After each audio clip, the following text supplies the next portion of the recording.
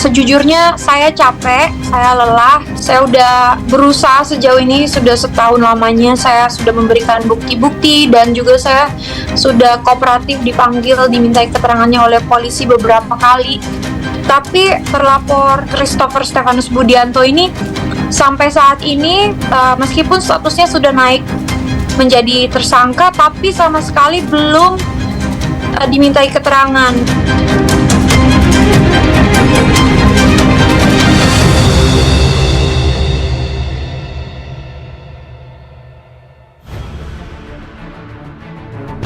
Kesal lantaran laporan kasus penipuan yang menimpanya tidak ada perkembangan yang signifikan.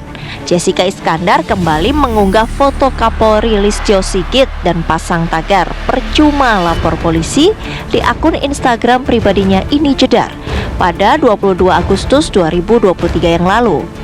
Artis cantik Jessica Iskandar yang populer dengan sapaan Jedar merasa kinerja kepolisian lamban dalam menangani kasus penipuan 10 miliar yang menimpanya. Jedar juga menangkap kesan tidak ada harapan untuk segera menangkap tersangka penipuan meskipun sudah ditetapkan DPO oleh kepolisian.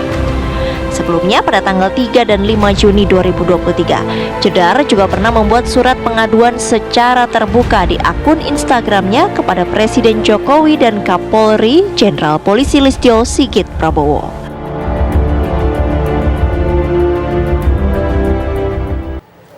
Ya pemirsa, untuk membahas kasus ini seperti apa, sudah bergabung bersama kita secara virtual ada Jessica Iskandar dan juga pengacaranya ada Mas Rolly Potu. Selamat siang Mbak Jessica dan Mas Rolly. Ya, selamat siang. Oke. Apa kabar semuanya? Oke, pertama kita ke Mbak Jessica dulu. Mbak Jessica, mungkin bisa diceritakan sebenarnya kerjasama yang terbangun antara Mbak Jessica dan juga tersangka Christopher ini sebelumnya seperti apa hingga hasilnya tertipu kurang lebih 10 miliar, betul ya Mbak? Iya betul sekali. Ini dimulai dari 2021. Itu di akhir tahun kita saya mulai menyewakan mobil saya Alphard hitam B73 DAR itu kepada Stephen. Kemudian dari situ pembayaran di awal lancar, tapi setelah beberapa lama mulai nggak lancar. Itu saya tahunya ketika sudah saya ketahui bahwa tersangka Stephen sudah kabur. Oke, Mbak Jessica, awal mula pada akhirnya bisa percaya nih dengan pelaku. Ini apa modus yang disampaikan oleh pelaku, Mbak?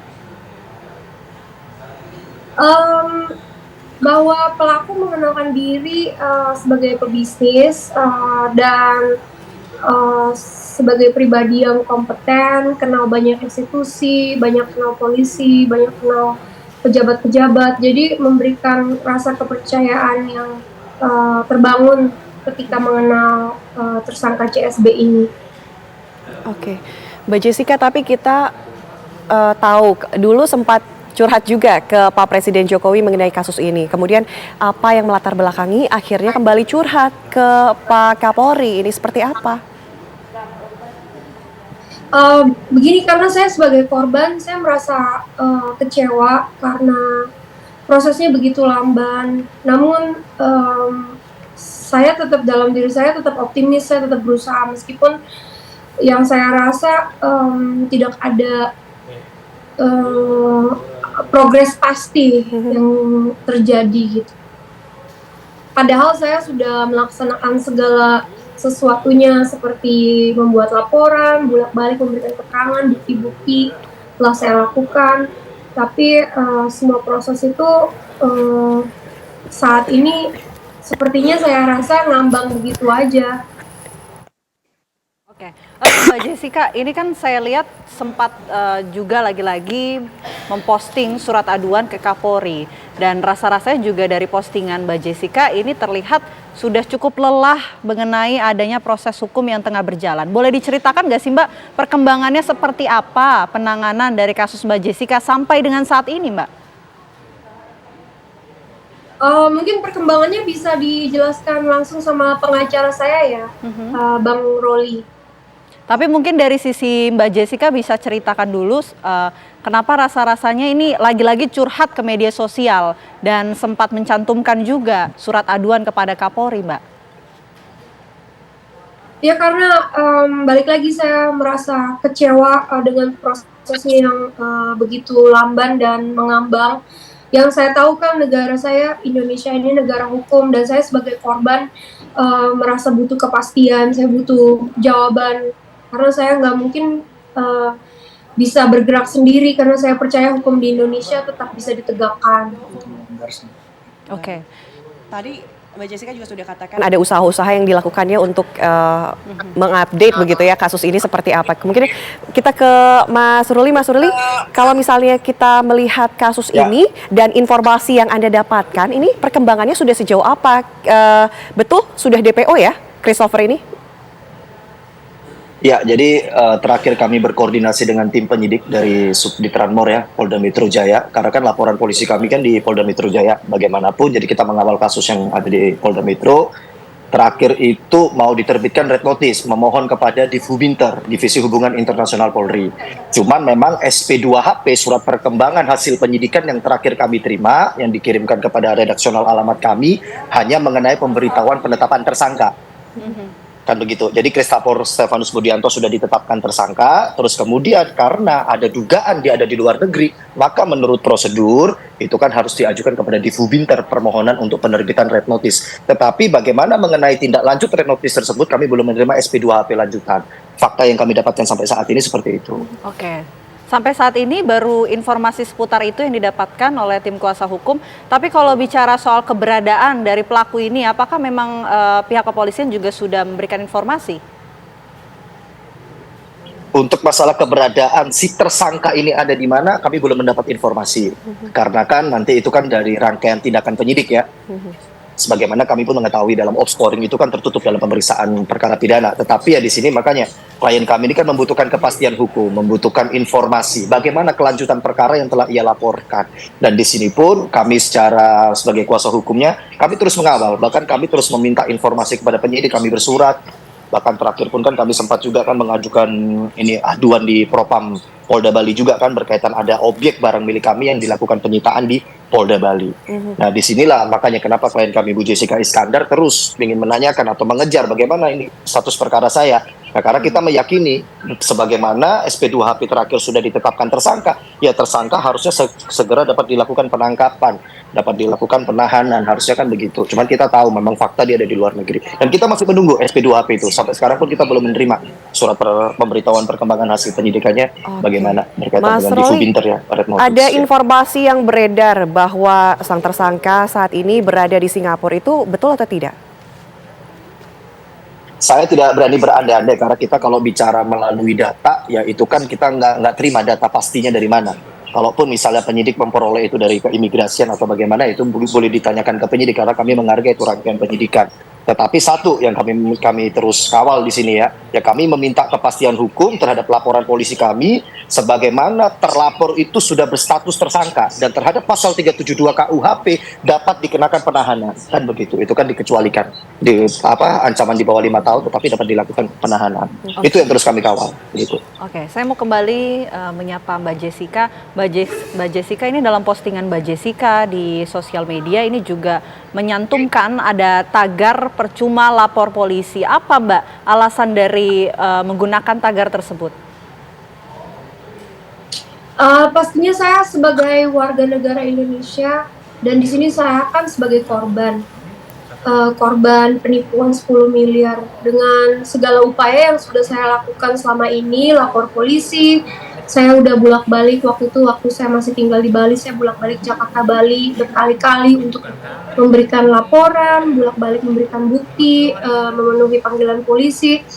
Tapi sampai sekarang sudah setahun setengah tidak ada, bahkan tersangka Stephen tidak pernah sekalipun berhasil dimintai keterangan karena selalu mangkir.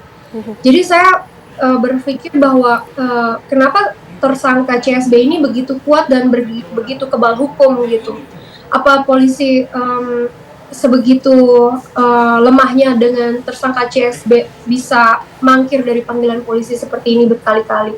Jadi saya rasa saya kecewa, saya sebagai korban saya sangat berharap kepolisian Indonesia bisa berdiri tegak menjunjung keadilan terutama bagi korban seperti saya. Mbak Jessica, kalau melihat kasus dari Mbak Jessica ini, kita kembali ke kasus. Tadi dikatakan bahwa sempat meminjamkan mobilnya untuk kemudian disewakan begitu ya oleh pihak tersangka, kemudian memberikan uang lagi. Ini bagaimana sistemnya setelah memberikan mobil kemudian memberikan uang, seperti apa sih Mbak Jessica? Jadi sistemnya sewa menyewa. Saya memberikan mobil, kemudian saya mendapat uang sewa. Jadi contohnya untuk mobil Alphard ini saya mendapatkan uang sewa 22 juta per bulan. Terus kemudian contoh mobil yang lain seperti Mini Cooper itu saya mendapatkan 35 juta per bulan untuk kompensasi biaya sewa.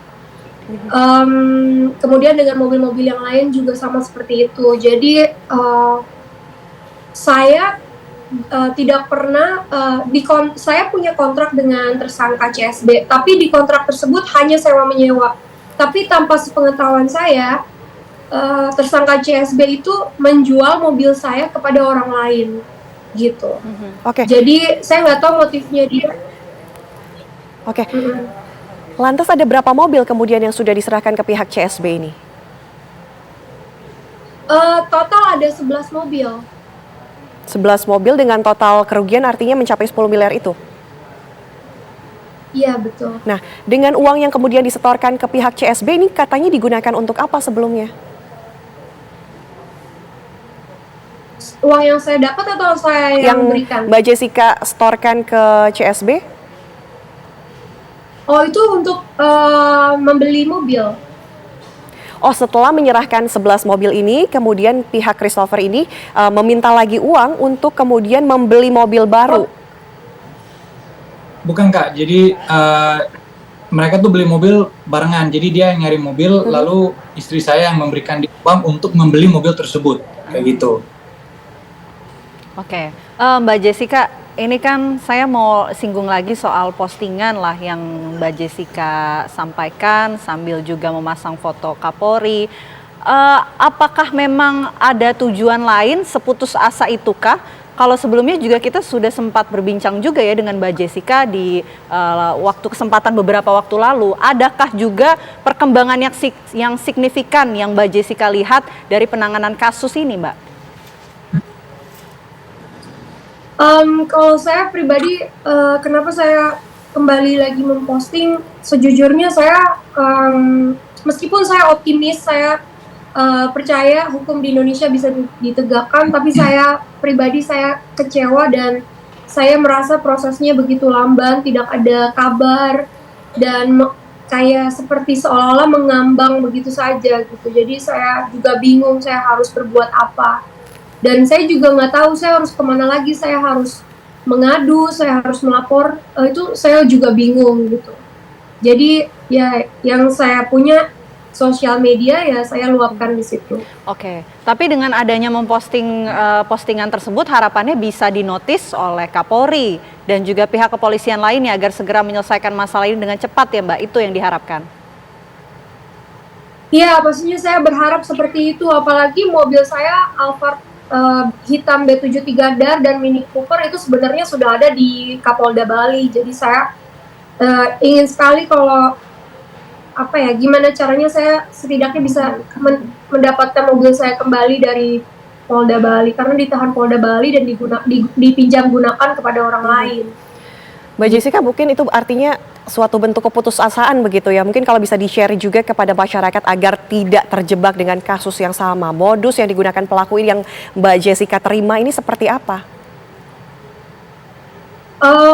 Saya rasa karena mungkin janjinya terlalu manis dan mungkin terlalu mudah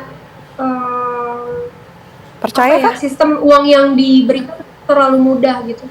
Kayak kita naruh mobil, terus kita udah pasti dapat tiap bulannya gitu. Padahal tanpa tahu itu sepi apa enggak. atau bagaimana, cuma terima beres akan dapat uang, ternyata saya juga menerima bukti transfer palsu gitu. Jadi saya rasa sih kita tetap harus berhati-hati dengan semua uang yang jika didapatnya begitu mudah gitu.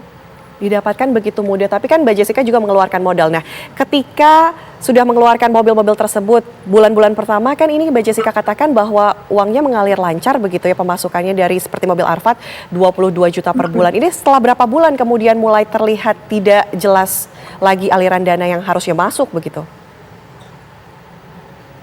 Mungkin sekitar, jadi mobil pertama yang saya sewakan itu adalah mobil Alphard hitam B73 DAR. Itu sekitar 6 bulan pembayarannya masih lancar. Terus kemudian lanjut ke mobil Mini Cooper, kemudian ditambah 4 Alphard lagi, Porsche ada 2, ada Land Cruiser dan Mercedes-Benz juga. Dan dari situ udah mulai, ketika saya tahu tersangka CSB kabur, di situ saya cek, oh ternyata banyak bukti transfer yang palsu gitu. Oke, terakhir saya mau ke Pak Roli. Pak Roli, ini kan segala upaya sudah dilakukan ya oleh tim dari Mbak Jessica. Dan salah satunya ini adalah sudah curhat ke sosial media, kemudian juga terus-menerus bertanya ke pihak kepolisian. Jika memang tidak ada respon, apa kemudian langkah yang akan diambil oleh pihak dari Mbak Jessica? Ya, pasti kita akan bersurat ke penyidik yang menangani kalau memang kita rasa ada hal-hal dugaan yang di luar sebagaimana harusnya menurut KUHAP ataupun menurut peraturan Kapolri tentang manajemen penyidikan ya, kita akan melakukan sikap hukum. Kita akan terus melakukan sikap hukum, bahkan kalau ada dugaan-dugaan seperti itu, kita juga berhak mengadukan penyidik yang menangani perkara tersebut, kan begitu. Baik itu di Propam, Kompolnas, dan sebagainya. Dan pasti di situ. Dan kita sekarang pun masih optimis bahwa kita tetap meyakini penyidik dapat memaksimalkan untuk menyelesaikan perkara tersebut. Terlebih juga terhadap Polda Bali ya, berkaitan dengan penyitaan mobil Alphard B73 DAR, kan begitu. Nah, kami sampai sekarang pun menunggu itikat baiknya bagaimana penyelesaian perkara tersebut. Jadi begitu. Oke, baik, terima kasih banyak Pak Roli. Sebelumnya juga terima kasih banyak kepada Mbak Jessica dan juga Mas Vincent atas waktunya. Semoga masalah yang saat ini tengah dialami oleh Mbak Jessica dan juga Mas Vincent bisa segera terselesaikan ya. Terima kasih waktunya, selamat siang. Terima kasih. Diharapkan juga modus-modus seperti ini tidak terjadi lagi ya kepada masyarakat, karena sudah ada contohnya selebritis tanah air yang tertipu begitu hingga harus tetap waspada. 10 miliar, ini besar sekali. Dan pemirsa, kami hadirkan informasi usai jeda berkaitan dengan informasi tentang sebuah gedung ruang kelas sekolah dasar di Lumajang, Jawa Timur yang ambruk. Namun beruntung, peristiwa ambruknya ruang kelas yang sudah termakan usia tersebut terjadi malam hari sehingga tidak sampai mengakibatkan jatuhnya korban. Kami kembali sesaat lagi.